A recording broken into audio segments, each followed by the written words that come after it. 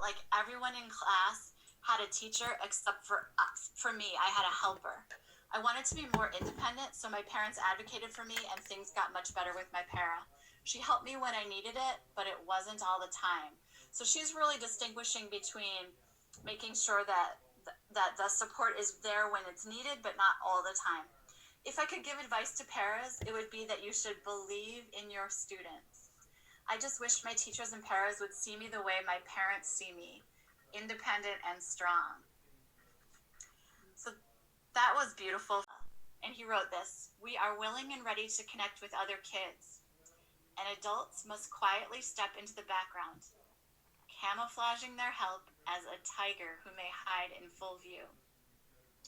It is the needed disguise of the adult who smooths the way for friendship, then stands back in the shadows, observing the complicated dance of steps, taking you to the feeling of confidence. So Jamie is someone valued. Please treat your position as a profession. You are not just an anything. And I want to stop for a second. I think he means not just a paraprofessional, not just a mom, not just a teacher. You're so valuable. This part, he says, you are the thread that supports a day that can be seamless or completely unraveled. You serve the function of interdependence. You are an integral component to success. That, right? Soak that in, y'all. All hundreds of you. That's his message. I mean, like, what a beautiful thing. I don't think if someone said, what advice do you have to Christy? They'd probably say, slow down, quit creating so much content. They wouldn't say, you are valued. You are an integral component of my success. Like, what a beautiful thing, what a beautiful gift that you've given to him and he's returning. So I just love that. I have a quick practices, and we're doing great with time. So we've kind of divided the best practices as increasing independence and increasing interdependence. We've put them in two big categories. When we say independence, we're really thinking about how do we help students do the most they can by themselves so that we're there to support only when support is needed.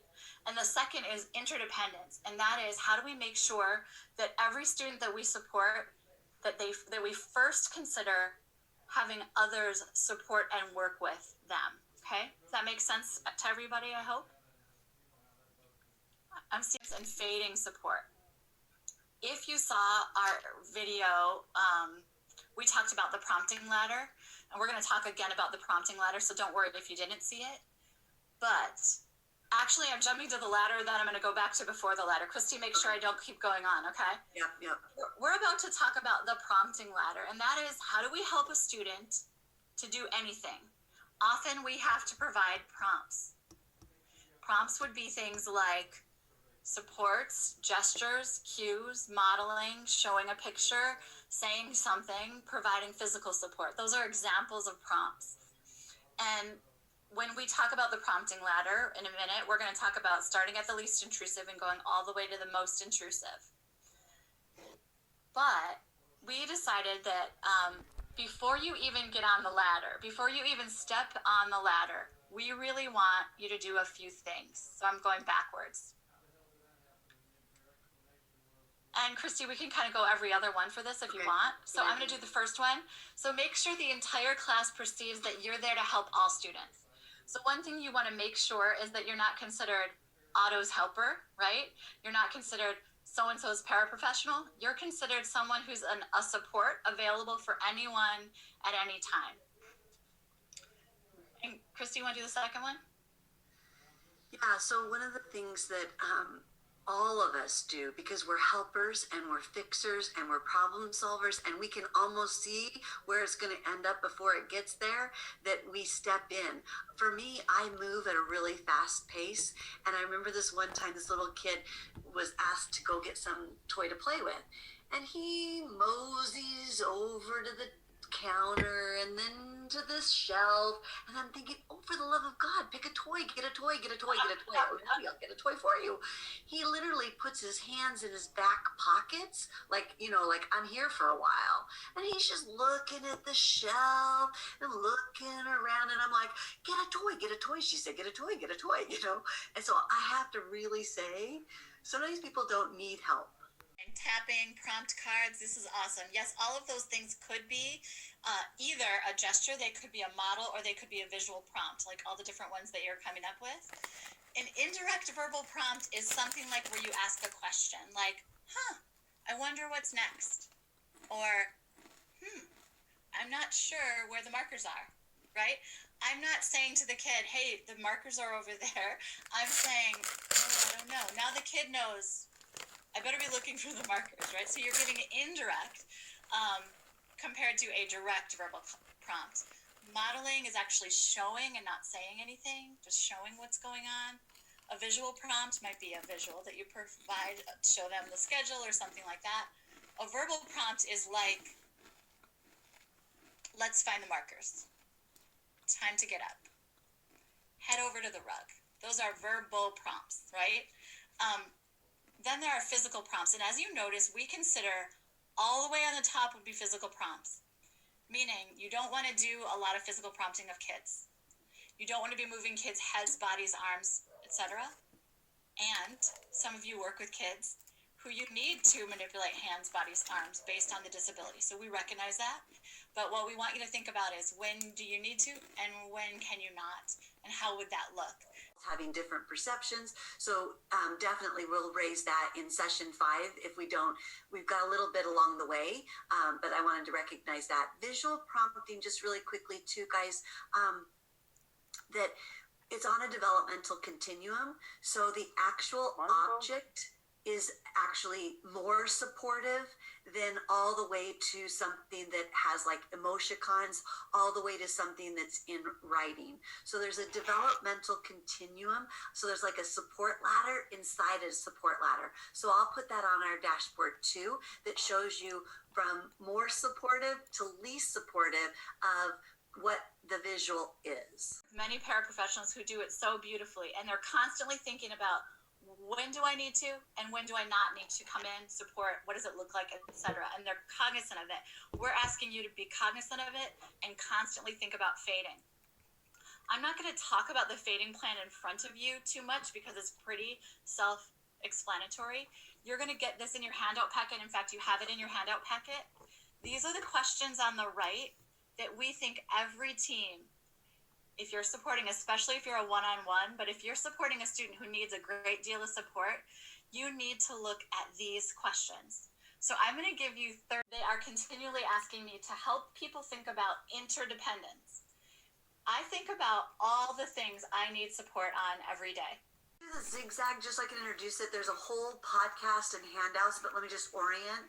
Okay. Yeah, beautiful. And so what this is, guys, is another way to think about supports that's a zigzag back and forth versus an up and down ladder. So keep in mind Julie's analogy of you're scared of heights. You only want to go as far up on the ladder as you need to and come back down as soon as you want. This is a little bit more like a side to side, so we call it the zigzag. Everything on the right-hand side of your screen is harder for humans of any age. When there's many things, when they're complicated, when they're unfamiliar or we don't like it, that's always harder for us as humans. On the left-hand side is something you can do that humans like. The human brain feels safe and better when things are one at a time. It's pretty simple for me.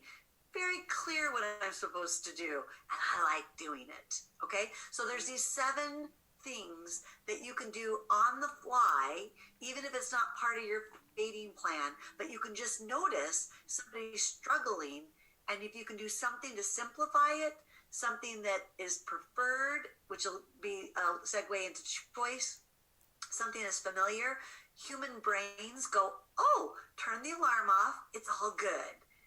If it's too much of the stuff on the right, the alarm in the brain, here in the amygdala and the hypothalamus, the limbic regions, will signal danger, danger, you are not safe, do something stat. So it's called the Zigzag process. There's a whole podcast that explains each of these 7 on both sides. If you want to learn more about, well, what is global and specific? It's all on your dashboard. I love this because it gives you just a way to think about how students learn. And when Christy talked about the alarm bells going off, I want you to put a pin in that too for when we talk about students whose behavior challenges us on the second to last session now, because we're going to give you lots of ways to think about that. But one thing that might be occurring is this is unfamiliar, this is unpreferred, this is abstract. All those things might be creating the thing that's going on in someone's brain that's causing some kind of behavior. Cheryl. So this is also to put a pin in it, and we have things on your dashboard, but this is probably the most magic we can give you. All of us, regardless of our title, especially right now in a pandemic, and then absolutely as we think about schools reopening and as we're reimagining all of our interactions, and we're somewhere on the ladder of fading supports, we're trying to foster friendships, we've got all this stuff we're thinking about. If it becomes overwhelming, if your own alarm goes off and you're like, I don't even know what my job is anymore.